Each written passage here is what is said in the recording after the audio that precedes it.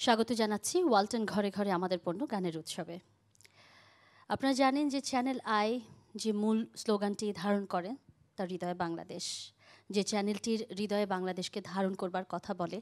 আমরা আপনাদেরকে এতটুকু কথা দিতে পারি, বাংলা, বাংলাদেশ আর বাংলা সংস্কৃতিকে আমরা প্রতিনিয়ত যেভাবে আপনাদের সামনে উপস্থাপন করছি এবং তরুণদেরকে আরও উদ্বুদ্ধ করবার জন্য এতটুকু আপনাদেরকে কথা দিতে পারি, আমরা বাংলাদেশের সংস্কৃতিকেই শুধুমাত্র উপস্থাপন করতে চাই। আমরা আজকে এই কথাটি শুরুতে এই কারণেই বলছি, বাংলাদেশের সঙ্গীতের কথা যদি বলি, তাহলে বাংলাদেশের সঙ্গীত যদি বলি যে এতটা আলোকিত কেন, নিজেদের মনের মধ্যে অনেক সময় অনেক প্রশ্নর কিন্তু জন্ম নেয়। বাংলাদেশের সঙ্গীত আজ এতটা বড় হয়েছে কেন, সবটা মিলিয়েই আজকে অনেক প্রশ্নের উত্তর আমরা জানতে পারবো। বাংলাদেশের সঙ্গীতাঙ্গনের এমন একজন আলোকিত মানুষকে নিয়ে আজকের এই অনুষ্ঠানটি আমরা সাজিয়েছি, যাকে বলা হয় অনেকটা সুরের রাজা, সুরের কারিগর। যদি বলি তিনি কে, তার নাম বলতে গেলে অনেক বিশেষণের প্রয়োজন হয়, কিন্তু আজকে তিনি আমাদের অনুষ্ঠানে উপস্থিত থেকে আমাদের এই স্টুডিওকে, আমাদের বাংলাদেশের সঙ্গীতাঙ্গনকে আলোকিত করেছেন, সমৃদ্ধ করেছেন, সম্মানিত করেছেন। আমাদের সকলের প্রিয় শ্রদ্ধেয় আলাউদ্দিন আলী, আমরা ভীষণভাবে সম্মানিত আমাদের আজকের অনুষ্ঠানে আছেন তিনি উপস্থিত, এবং আজকের এই অনুষ্ঠানটি আমরা তাকে নিয়ে সাজিয়েছি। সেই সাথে আজকের তরুণরা যারা বাংলাদেশের সঙ্গীতকে প্রতিনিধিত্ব করছেন, আছে আমাদের বাংলাদেশের এই সময়ের জনপ্রিয় এবং খুব প্রিয় কণ্ঠদের মধ্যে তারা আছে কোনাল, আছে মেহেদি এবং সেই সাথে ঝিলিক। স্বাগত জানাই তাদেরকেও। প্রথমে আমরা সম্মান জানাতে চাই শ্রদ্ধেয় আলাউদ্দিন আলী, আপনি আমাদের অনুষ্ঠানে উপস্থিত থেকে আমাদের অনুষ্ঠানকে সমৃদ্ধ করেছেন, আমরা সম্মানিত। আপনার কাছে এই মুহূর্তে অনুভূতির কথা জানতে চাইবো, কারণ অনেক সময় আপনি দেখেছেন এই সময়ের তিনজন আছে আপনার পাশে। আমি একজন সামান্য সুরকার, নগণ্য। চেষ্টা করেছি সারা জীবন, যা কিছু শিখেছি অনেক কষ্ট করে, মানে কষ্টটা করতে হয়, অনেক কষ্ট করেছি। যে আমি বলি অনেক সময় যে আমি 30 বছর ঘুমাই নাই, মানুষ না বিশ্বাস করে না, কারণ আমার কোনো রুটিন ছিল না যে রাতে 2টায় ঘুমাবো আবার 5টায় উঠবো, তা না। কিন্তু কোনো দিন হয়তো দিনের বেলা 10টার সময় চান্স পেয়েছি, 2 ঘন্টা 1.5 ঘন্টা ওই সময় ঘুমিয়েছি, আবার কোনো সময় রাত্রে 12টায়। এইভাবে আমার 30-40টা বছর গেছে। যাই হোক, অনেক সাধনা, প্রচেষ্টার পরে যেটুকুই শিখেছিলাম সেটুকুই চেষ্টা করেছি সারা জীবন গান সুর করার জন্য। মূলত আমি একজন যন্ত্রশিল্পী, আমি বেহালাবাদক। আর গান চট করে গেয়ে ফেলা যায়, কিন্তু একজন যন্ত্রশিল্পী, প্রপার যন্ত্রশিল্পী হওয়া কিন্তু একটা বিশাল ব্যাপার।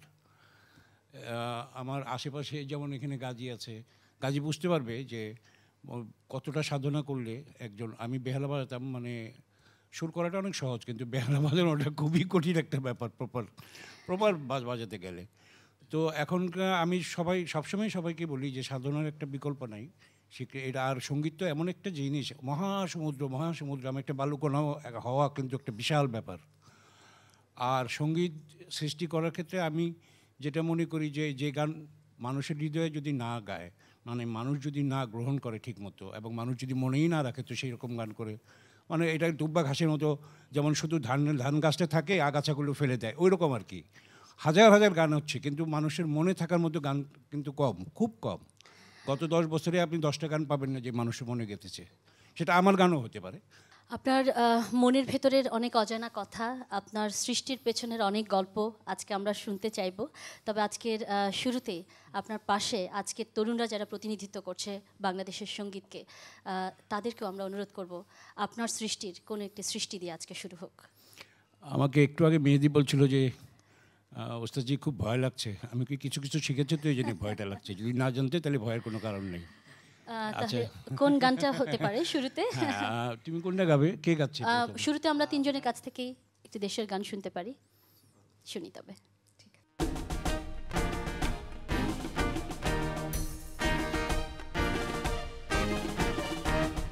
সূর্যোদয় তুমি, সূর্যাস্তেও তুমি, ও আমার বাংলাদেশ প্রিয় জন্মভূমি, ও আমার বাংলাদেশ প্রিয় জন্মভূমি। সূর্যোদয় তুমি, সূর্যাস্তেও তুমি, ও আমার বাংলাদেশ প্রিয় জন্মভূমি, ও আমার বাংলাদেশ প্রিয় জন্মভূমি।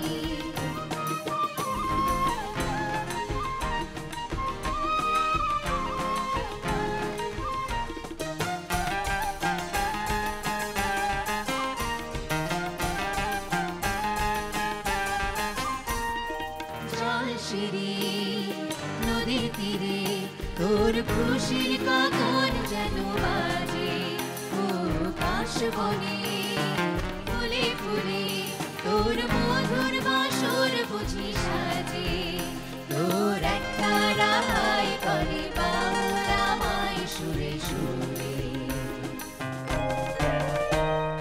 সূর্যোদয়ে তুমি সূর্যাস্তেও তুমি ও আমার বাংলাদেশ প্রিয় জন্মভূমি ও আমার বাংলাদেশ প্রিয় জন্মভূমি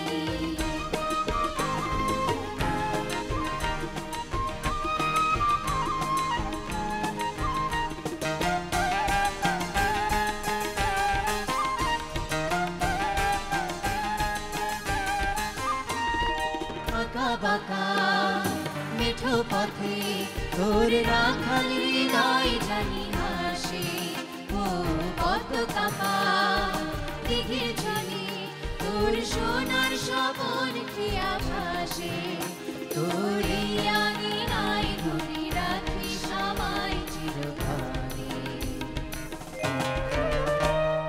সূর্যোদয়ে তুমি সূর্যাস্তেও তুমি ও আমার বাংলাদেশ প্রিয় জন্মভূমি ও আমার বাংলাদেশ প্রিয় জন্মভূমি ও আমার বাংলাদেশ প্রিয় জন্মভূমি ও আমার বাংলাদেশ প্রিয় জন্মভূমি আমাদের আজকে বিশেষ পর্বটি আপনারা নিশ্চয়ই উপভোগ করছেন, যারা শুরু থেকে উপভোগ করছেন তারা তো জানেন, তারপরেও যারা এখন সেটের সামনে বসেছেন আবারও জানিয়ে দিচ্ছি আজকে আমাদের অনুষ্ঠান সাজিয়েছে আমরা শ্রদ্ধেয় আলাউদ্দিন আলীকে নিয়ে। তিনি উপস্থিত আছেন এবং সেই সাথে উপস্থিত আছে আমাদের আজকের এই তরুণ প্রজন্মের তিনজন শিল্পী কোনাল, মেহেদি এবং ঝিলিক। এবারে কি হতে পারে? তোমরা অনেকক্ষণ ধরে চুপচাপ বসে আছো এবং আমি জানি তোমরা সবাই একটাই কথা বলছো যে ভয়ে কিছু বলতে পারছি না। নির্ভয়েই আজকে স্যার এখানে এত পজিটিভ কথা বলছেন, তরুণদেরকে এত উৎসাহ দিচ্ছেন, এখন তো তোমরা কিছু বলতেই পারো। আমার মনে হয় তোমাদের মনে অনেক অজানা কথা, অনেক কথা জমে আছে। কোনাল, কি বলতে চাও? আসলে বলতে না, মানে আমাদের সেই কৌতূহলটা সবসময়ই ছিল নানুর কাছে যে তিনি আমাদের দেশে একজন সুরের রাজা, অসংখ্য তার সৃষ্টি, সেখান থেকে এখনও আমরা গান গেয়ে যাচ্ছি, যে গানগুলো আমি বলবো যে এভারগ্রিন। তো সেই সময়কার গানগুলো করবার সময় আমি যেহেতু শিল্পী, একজন গান গাওয়ার চেষ্টা করি, শিখছি, এখনও শিক্ষার্থী, আমার কাছে আসলে মনে হয় যে আপনি যখন আমাদেরকে এখন গান তুলে দেন তখন আপনার অনেক ডিফিকাল্টি হয়, আমি জানি নানু, আপনি মনে মনে অনেক রাগ হতে থাকেন যে কী গান গাইছে এরা, ভুলভাল। কিন্তু তখন কীরকম হতো, শিল্পীরা তখন কিভাবে, মানে প্রেসিজিয়ারটা কীরকম হতো, আমি শুনেছি যে একটা গান, পুরোটা গান একসঙ্গে রেকর্ড হতো, আমরা যেমন এখন ট্র্যাকে করি, ভেঙে ভেঙে করি, হ্যাঁ, ভুলগুলো। আচ্ছা, ভালো কথা বলেছো। আমি প্রথমে একটু ক্ষমা চেয়ে নিচ্ছি যে দেশের কথা, যুদ্ধের কথা ওঠাতে আমি একটু ইমোশনাল হয়ে গেলাম। এত কষ্টার্জিত একটা দেশ, এত সুন্দর একটা দেশ, তথাকথিত রাজনীতি আর আজে বাজে মানুষ দেশটাকে নষ্ট করে দিল। ভবিষ্যৎ প্রজন্ম, তোমরা যে আছো, তোমাদের জন্য আমরা কীরকম একটা আগ্নেয়গিরির মুখে, জ্বালামুখে তোমাদের ফেলে দিয়ে গেলাম, এগুলো খুব ভাবায় আমাকে। আচ্ছা, যাই হোক, এত সুন্দর একটা দেশ যে মুক্তিযোদ্ধারা এনে দিল, তার মধ্যে কোত্থেকে আজকে জঙ্গি তৈরি হয়। ভাবটা যেমন ওরাই দেশটা এনেছে, আরে তৈরি করে দিলাম আমরা, তোরা এসে এখানে এখন যুদ্ধ করে কী করবি? আমাকে সোজা করবি? আমি একটা মুক্তিযোদ্ধা, তুই আমাকে শুদ্ধ করবি? তোরা যদি দেশটা যখন অর্জন করলাম যুদ্ধের সময়, যখন তোরা তোদের কাছে পাইনি, তখন কোথায় ছিলি? তোদের ফোরফাদার যারা ছিল তারা তো সব লুকিয়ে ছিল গর্তের মধ্যে, কেউ দালালি করছে, কেউ মাতবরি করছে। এইটাই দুঃখ লাগে যে যারা আমরা এত কষ্ট করে একটা দেশ অর্জন করলাম, সেই এত সুন্দর একটা দেশ পৃথিবীতে, আমি পৃথিবীর সমস্ত দেশই ঘুরেছি, যখনই বাংলাদেশের মাটিতে আসি একটা অন্যরকম ব্যাপার। এরকম একটা দেশ তো হয় না, এত সুন্দর একটা দেশ আমাদের দেশের মানুষরা নষ্ট করে দিল। যাই হোক, আমি যেটা বলছিলাম যে আমি সবসময় বলি যে আমি খুব ভাগ্যবান একজন সুরকার, এই জন্য যে আমি সুর করার পরে সাধারণত গান গাওয়ানোর জন্য খুব ভালো ভালো শিল্পী পেয়েছি। সব সময় আমি যাদেরকে দিয়ে গান করেছি তারা গান বাজনা শিখিয়ে এসেছিলেন, জানতেন ভালো, এবং আমি সুর করার পরে তারা কিছু আরও এটাকে অ্যাড করতে, মানে আমাকে সাহায্য করতেন। ওনারা গাওয়ার সময় হয়তো আরও কিছু অ্যাড করতেন, ইম্প্রোভাইজ করতেন। কিন্তু এখন তো ইম্প্রোভাইজ দূরের কথা, বাকিটা তোমরা বুঝে নেবে, আমি শব্দটা বলবো না। শিখলে কিন্তু শেখাটা তো কোনো মানে এটা তো খারাপ না যে আমি শিখবো। আমি এখনও শিখি, আমি সারাক্ষণ শুনি, শিখতে থাকি, ওকে জিজ্ঞেস করি, একে জিজ্ঞেস করি। আমার সহকারী আছে ফয়েদ নাসের বাবু একজন, আমার সঙ্গে আজকে প্রায় 35-40 বছর। আমি এখনও বাবুর সঙ্গে মাঝে মাঝে আমি গান শুরু করলে বাবুকে বলি, বাবু এটা এইভাবে গেলে কীভাবে হয়। ও এমনভাবে এত বড় একজন মিউজিশিয়ান, এত বড় মাপের একজন মিউজিশিয়ান ফয়েদ নাসের বাবু আমাদের দেশে, মানে ওর কাছ থেকে আমি এখনও লেসেন নিই। নিলে অসুবিধাটা কোথায়? আমি তো ছোটো হয়ে গেলাম না, জানতে তো কোনো অসুবিধা নেই। আমি কোরালকেও জিজ্ঞেস করতে পারি, তুই কী শিখলি, কুয়েতে ছিলি, কী গানটা শুনলি, ওদের গানটা কেমন। আমি জিজ্ঞেস করি সবাইকে, জানতে চাই। জানাটা তার শেখাটা কোনো ছোটো হওয়ার ব্যাপার না। আজকালকার ছেলেপেলেরা কেউ শিখতে চায় না, আমার তো দুঃখটাই এখানে। ওই যে কষ্টার্জিত সঙ্গীত খুব কষ্টের জিনিস, অনেক কষ্টে এটাকে অর্জন করতে হয়। অর্জন করতে পারে না কেউ, এই পথে হাঁটতে পারে, কিন্তু অর্জন করা কেউ বলতে পারবে না, কোনো মহাপণ্ডিতও বলতে পারবে না যে আমি একদম অর্জন করেছি। অসম্ভব, এটা সম্ভবই না। তো এখন আমি যেটা বলছি যে এত বড় বড় গুণী গুণী শিল্পী আমি দেশে বিদেশে যেখানে গান করিয়েছি, আমাকে এরা সাহায্য করেছে, ভালো ভালো শিল্পী পেয়েছি। নতুন শিল্পী প্রজন্মের এখন যারা গান গাচ্ছে এদের মধ্যে অনেক প্রতিভা আছে, চেষ্টা করলে এরা ভালো গাইতে পারবে, এদের গানও অমর হয়ে থাকবে। আমি সেই গানটাকেই গান বলি, যে গানটা অন্তত মানুষের হৃদয়ে অনেক বছর বেঁচে থাকে, সেগুলিকেই আমি গান বলি। তো এভাবেই গানের সৃষ্টি করছি। কোনো গান আমি ধরো যদি শতকরা হিসেবে ধরো 100 গান করলে হয়তো আমার 2টো গান লেগেছে, অনলি 2%। তো 100টা গান সুর করে সেই গানটা রেকর্ড করা, সে কতটা সময়ের ব্যাপার। আর হুট করে এসে শুট করে আমি একটা জয় করে নিলাম, এটা কিন্তু হয় না। স্যার আমরা গানেই চলে যেতে চাই আবারও। আমরা কোনাল, এবারে কি তোমাকে বলতে পারি কি গান শুনবো? আমি তো ঠিক করেছিলাম আরেকটি নানুর গান লিখেছেন মনিরুজ্জামান মুনির, গেয়েছিলেন শ্রদ্ধেয় শাহনাজ রহমাতুল্লাহ, যে ছিল দৃষ্টির সীমানায়।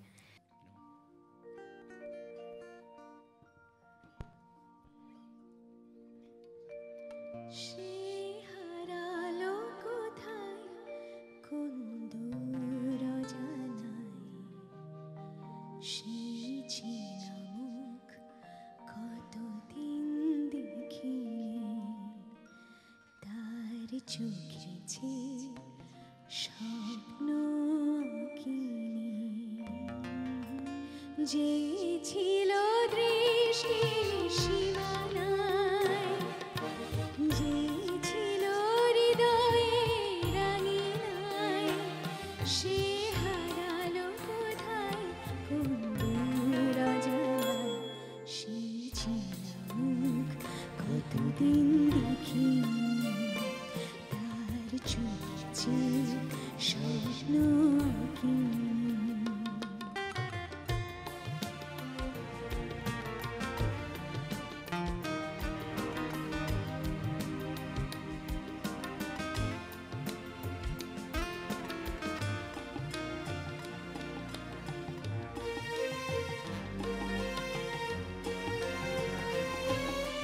যতখানি সুখ দিয়েছিল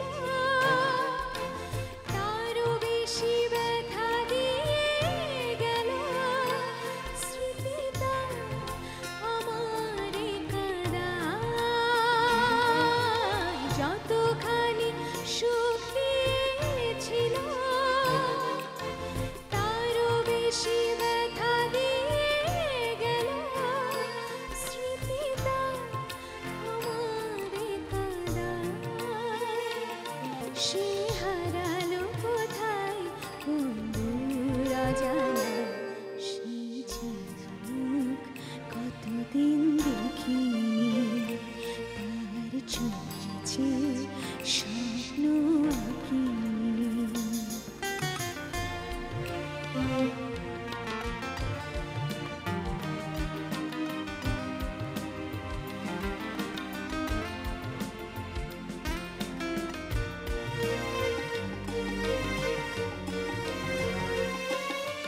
যতখানি ভুল হয়েছিল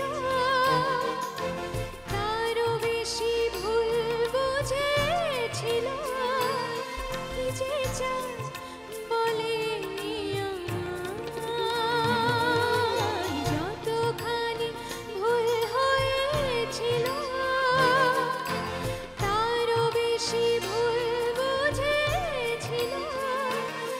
যে চায় বলে আমায়, সে হারালো কোথায় কোন দূর অজানায়, সে ঝিনুক কতদিন দেখিনি, তার চোখে স্বপ্ন আঁকিনি। যে ছিল দৃষ্টির সীমানায়, যে ছিল হৃদয়ের রাঙিনায়, সে হারালো কোথায় কোন দূর অজানায়, সে ঝিনুক কতদিন দেখিনি, তার চোখে যে স্বপ্ন আঁকিনি। যে ছিল দৃষ্টির সীমানায়, যে ছিল হৃদয়ের রাঙিনায়, সে হারালো কোথায় কোন দূর অজানায়, সে ঝিনুক কতদিন দেখিনি, তার চোখে যে স্বপ্ন আঁকিনি। সে ঝিনুক কতদিন দেখিনি, তার চোখে যে স্বপ্ন আঁকিনি।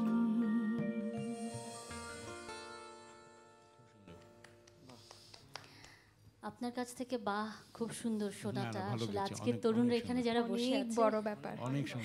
অনেক সুন্দর হয়েছে গানটা।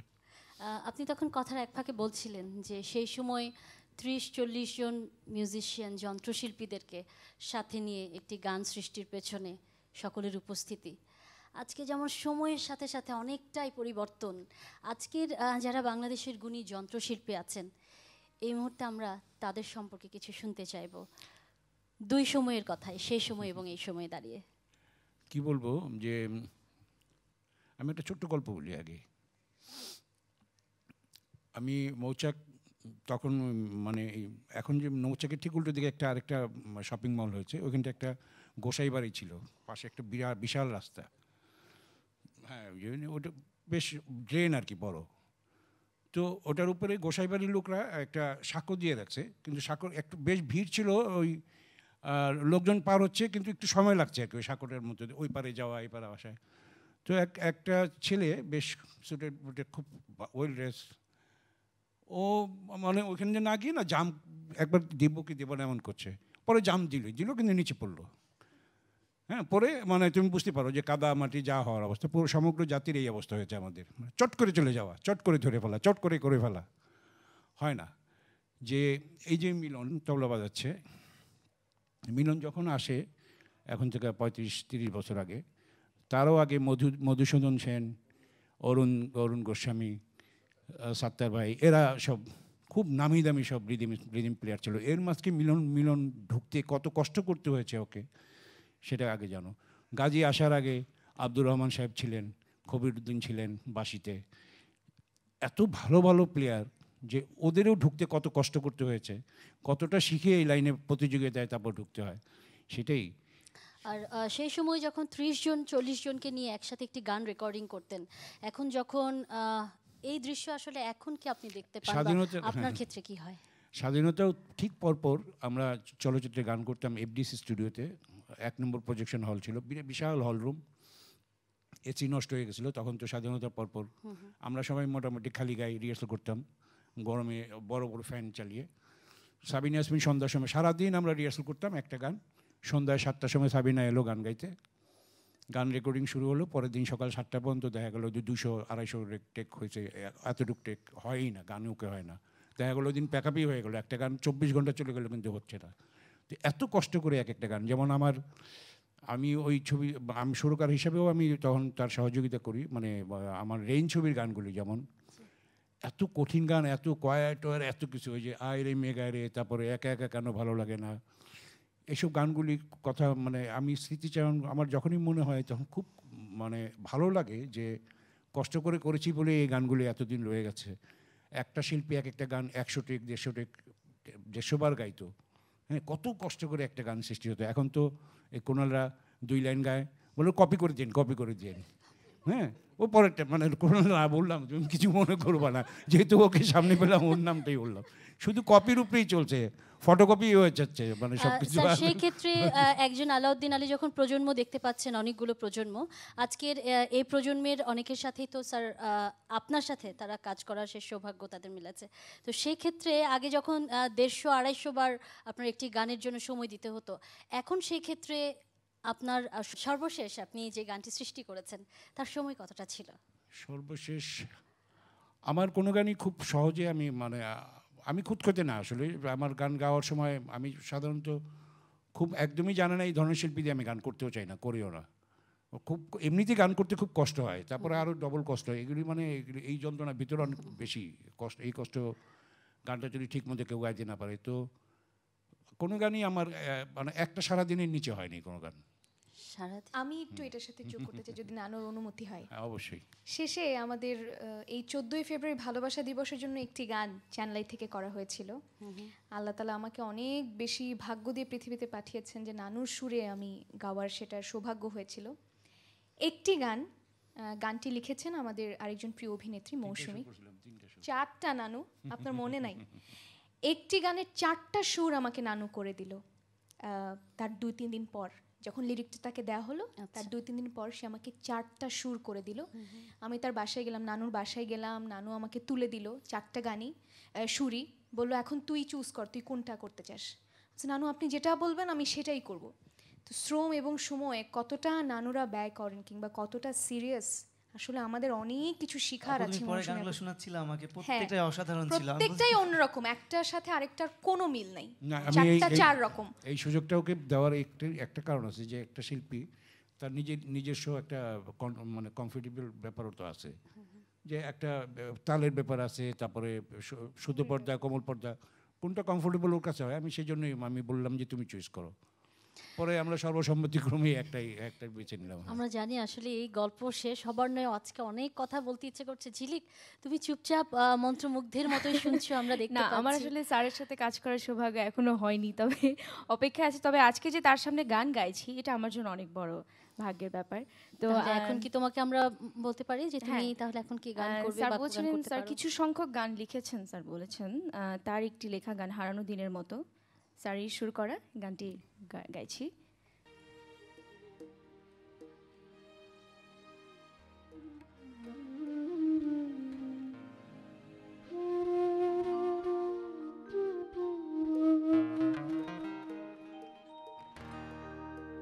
হারানো দিনের মতো হারিয়ে গেছো তুমি, ফেরার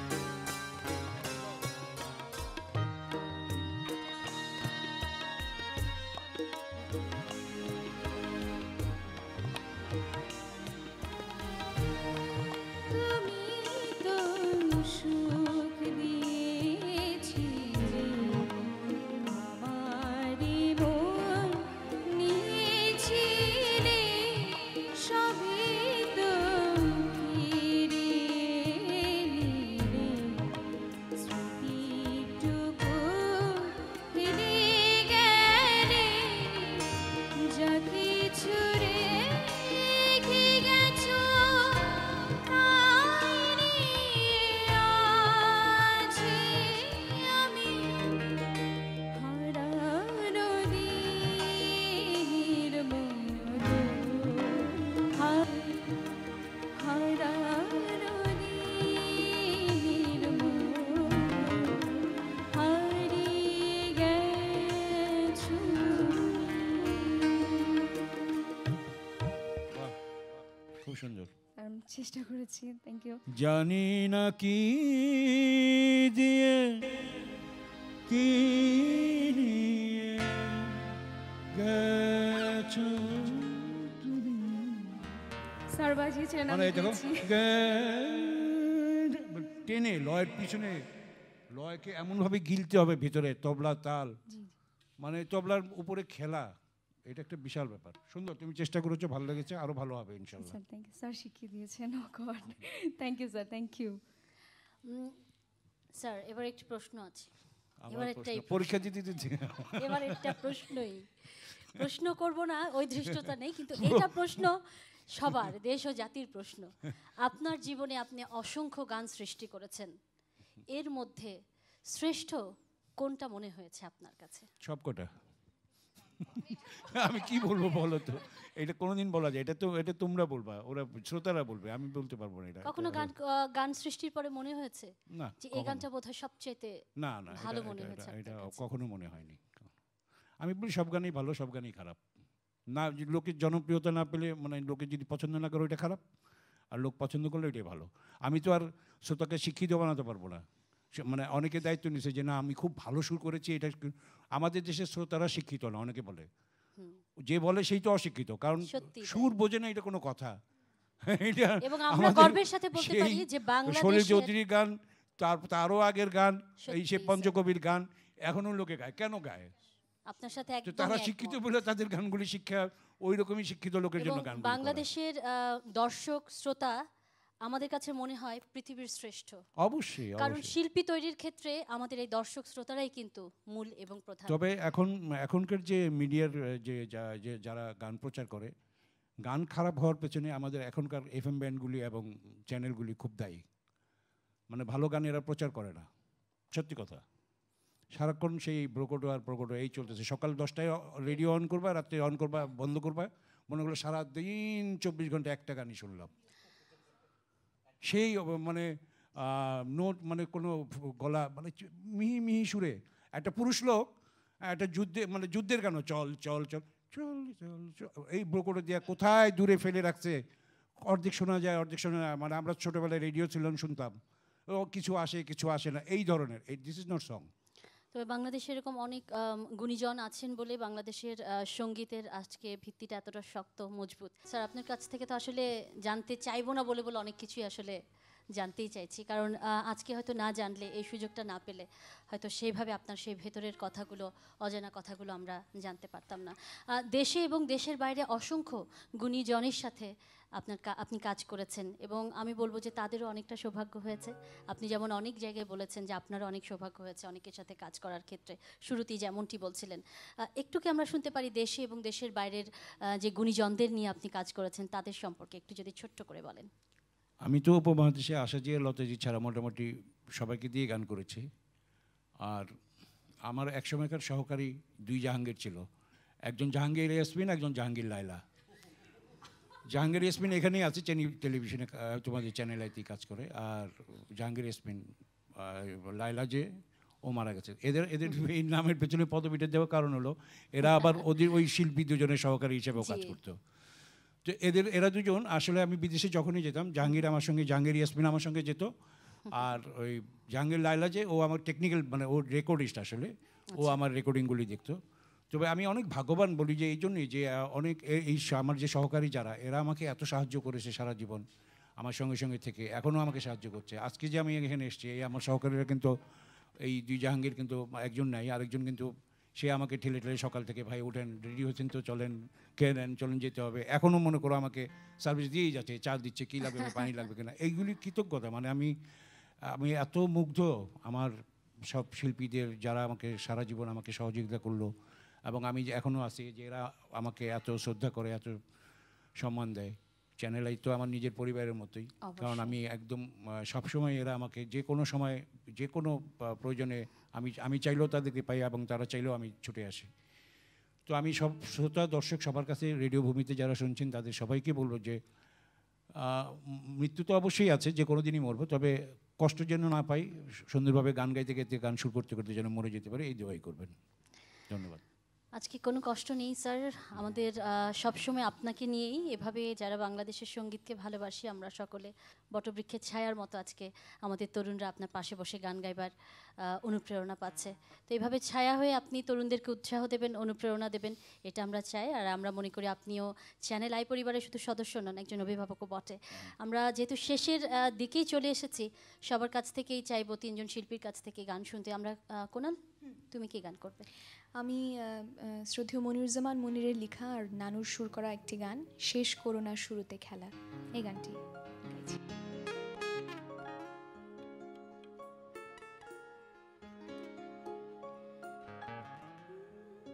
শেষ করোনা শুরুতে খেলা, না ভেঙো না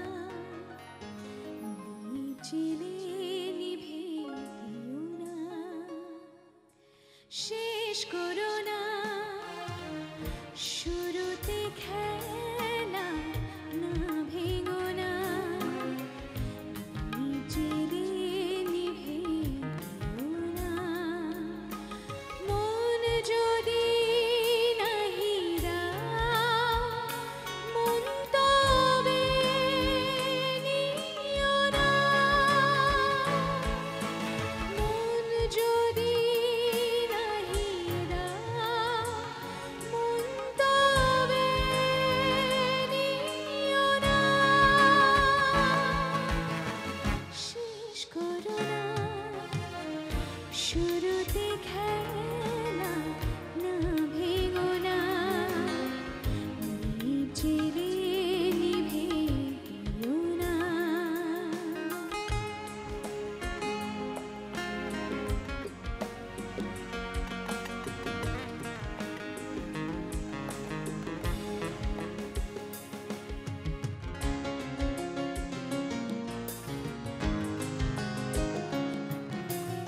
এতটুকু জীবন তবু কেন আজও ভালোবাসো না। এতটুকু জীবন তবু কেন আজও ভালোবাসো না। চলে যাব যখন খুঁজে খুঁজে আর কভু পাবে না। মন যদি নাহি দাও, মন তবে নিও না। শেষ করোনা শুরুতে খেলা, না ভেঙো না চিরে নিভে দিও না। মন যদি নাহি দাও, মন তবে নিও না।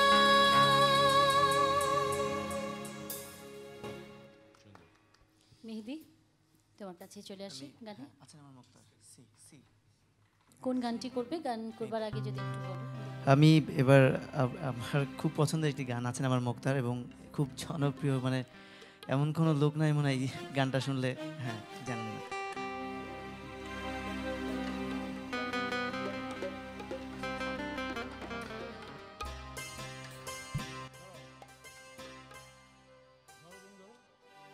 আছেন আমার মুক্তা, আছেন আমার বারিস্টার, আছেন আমার মুক্তা, আছেন আমার বারিস্টার। শেষ বিচারের হাইকোর্টে তিনি আমায় করবেন পার, আমি পাপী তিনি জানেন না।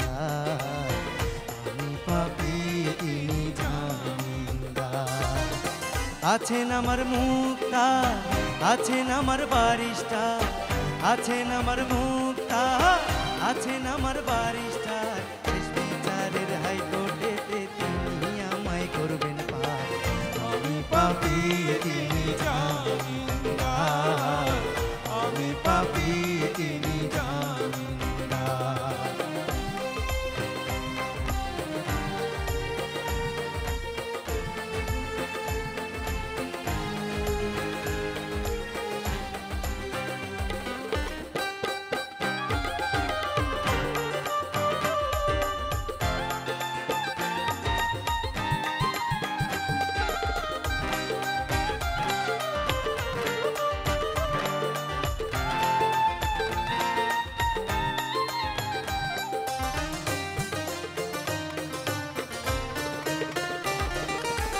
মনের ঘরে তালা দিয়া চাবি লইয়া আছেন সাই। আমি অধম সাধ্য কি তার হুকুম ছাড়া বাইরে যাই, হুকুম ছাড়া বাইরে যাই। মনের ঘরে তালা দিয়া চাবি লইয়া আছেন সাই। আমি অধম সাধ্য কি তার হুকুম ছাড়া বাইরে যাই, হুকুম ছাড়া বাইরে যাই। মনরে ও মনরে, দুই কাঁধে দুই মুহুরি লিখতে আছেন ডায়েরি, দুই কাঁধে দুই মুহুরি লিখতে আছেন ডায়েরি। জবাবদিহি করতে হবে ধরলে টিকিট কালেক্টর, সময় থাকতে মনা হুঁশিয়ার। আমি পাপী তিনি জামিনদার, আছেন আমার মুক্তা, আছেন আমার বারিশটা, আছেন আমার মুক্তা, আছেন আমার বারিশটা। শেষ বিচারের হাইকোর্টেতে তিনি আমায় করবেন পার। আমি পাপী তিনি জামিনদার, আমি পাপী তিনি জামিনদার, আমি পাপী তিনি জামিনদার, আমি পাপী তিনি জামিনদার।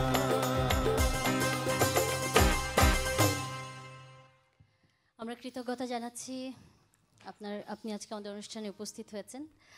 আমরা প্রার্থনা করি আপনি সবসময় ভালো থাকবেন আর এভাবেই বাংলাদেশের সঙ্গীতকে আলোকিত করে রাখবেন। আমরা আজকে একেবারেই শেষের দিকে চলে এসেছি।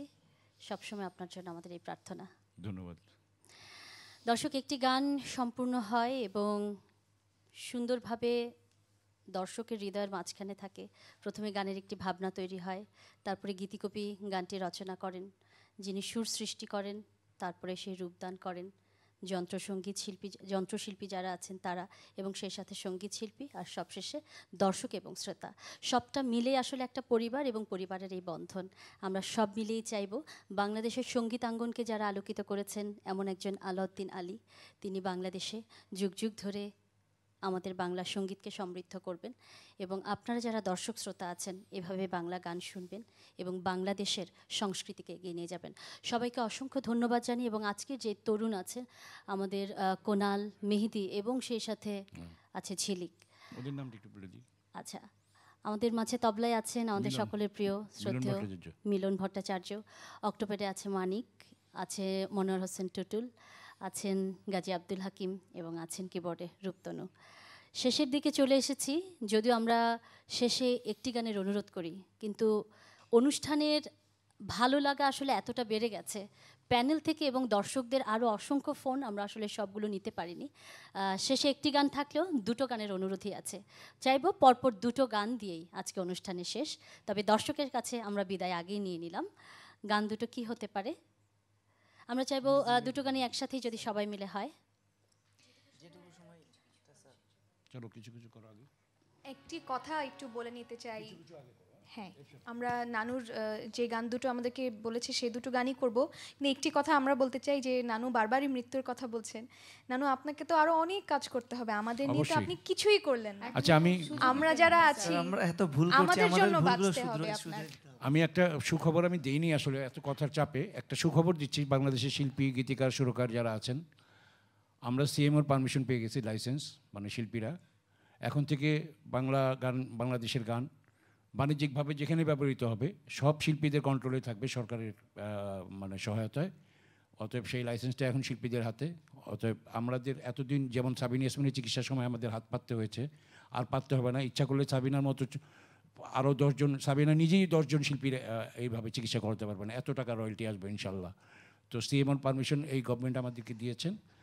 আর আমরা চাচ্ছি যে সবাই যারা সঙ্গীতে জড়িত তারা সবাই এবার থেকে উপকৃত হবে ইনশাল্লাহ। তার জন্য অনেক আমাদের আরও কিছু কাজ আছে, কাজগুলি সবাইকে একত্রিত এই হতে হবে, নাহলে উদ্যোগের হবে না। প্রচেষ্টা এবং এই সুন্দর চমৎকার একটি উদ্দেশ্য আমি জীবনের শেষ সময় সাধুবাদ জানাতে চাই। জীবনের শেষ সময় মানে পরন্ত বেলা আমি একটা কথাই বলবো যে নিশ্চয়ই খারাপ তো চাবো না, সব শিল্পীদের যারা বোঝে না তাদেরকে একটু বুঝে নিতে হবে যে এই আমরা যে যুদ্ধে নেমেছি যুদ্ধটা কেন করছি।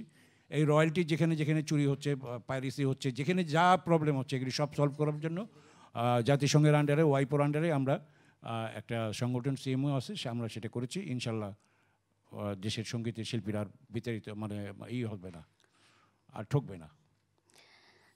গানে চলে যেতে চাই। যেহেতু শেষ দুটো গান আমরা চাইছি তিনজনই একসাথে গাইবো। অবশ্যই। একসাথে গাই। 2, 3, 4 কিছু কিছু মানুষের জীবনে ভালোবাসা চাওয়াটাই ভুল।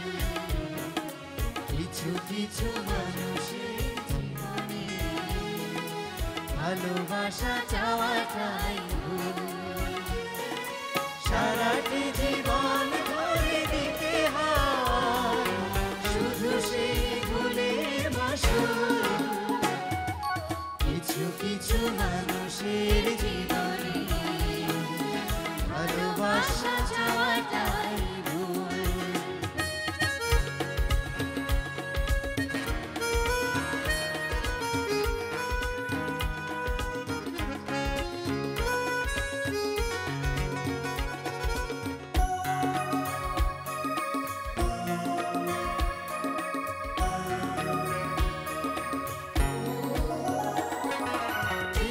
ছিল যে এই বুকে ঝড় সে তুলেছে বুক ভাঙা ঝড়। যে আশা ছিল সামনে আমার সত্যি হয়ে উঠল না। কিছু কিছু মানুষের অন্তর হয়ে যায় খেলার পুতুল। কিছু কিছু মানুষের জীবনে ভালোবাসা চাওয়াটাই ভুল।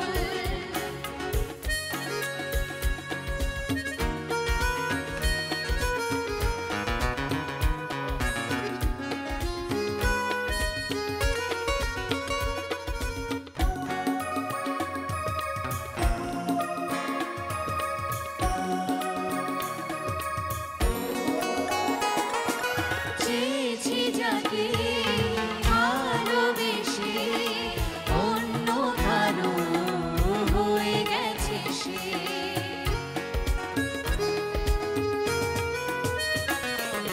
হৃদয়ে প্রেমে ফুল ফোটালা তিনি ময়ূর কাটাই পেরা। কিছু কিছু মানুষের ভাগ্যে কোনোদিন ফুটে না ফুল। কিছু কিছু মানুষের জীবনে ভালোবাসা চাওয়াটাই ভুল। কিছু কিছু মানুষের জীবনে ভালোবাসা চাওয়াটাই ভুল।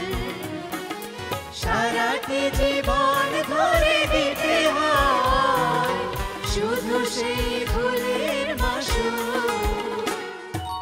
কিছু কিছু মানুষের জীবনে ভালোবাসা চাওয়াটাই ভুল। কিছু কিছু মানুষের জীবনে ভালোবাসা চাওয়াটাই ভুল।